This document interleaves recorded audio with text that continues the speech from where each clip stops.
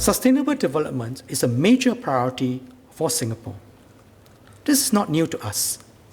Our earlier generation of leaders laid the foundations of long-term planning and sustainable development. Last week, we launched the Singapore Green Plan 2030. This is a whole-of-society effort to meet a global challenge. But it is not without constraints and trade-offs. Costs and benefits of projects will change as climate cost is factored in and as technology advances. We must continue to stay open and adaptive and carefully balance our development objectives with sustainability considerations. To continue supporting technology adoption in the agri-food sector, I will set aside $60 million for a new Agri-Food Cluster Transformation Fund. This will replace the Agriculture Productivity Fund. The Minister for Sustainability and the Environment will elaborate at the COS.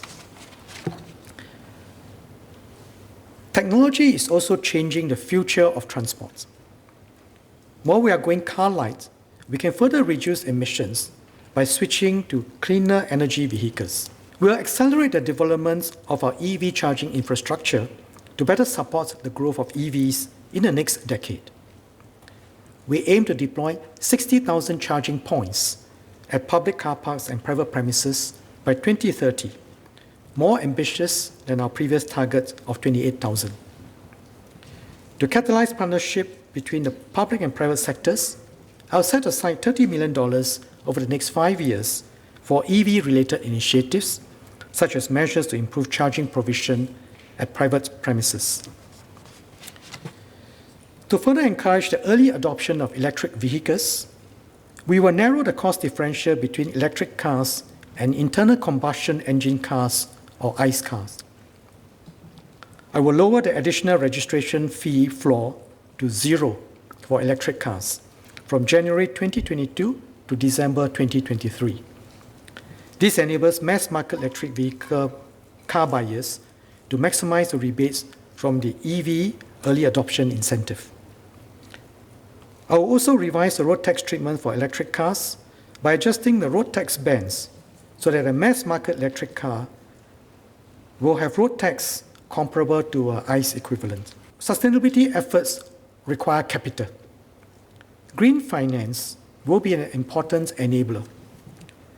The government will take the lead by issuing green bonds on select public infrastructure projects. The issuance will serve as a reference for the Singapore dollar corporate green bond market, including the standards and framework applied and yields achieved.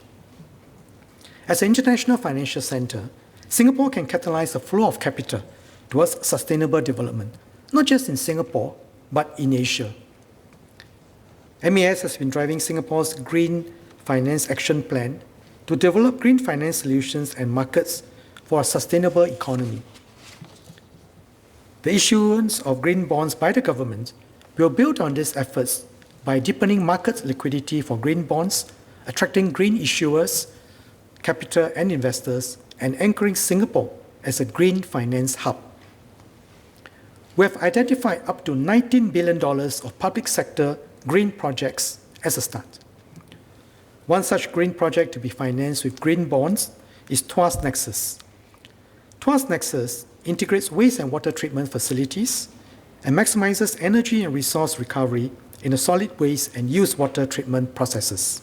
In the spirit of SG Together, the government will partner Singaporeans and support ground-up projects which aim to build a more sustainable future. I welcome all Singaporeans with ideas for sustainable development to step forward and make the difference.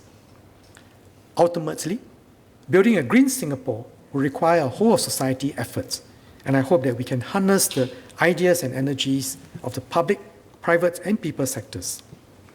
Together, we can build a sustainable home for all.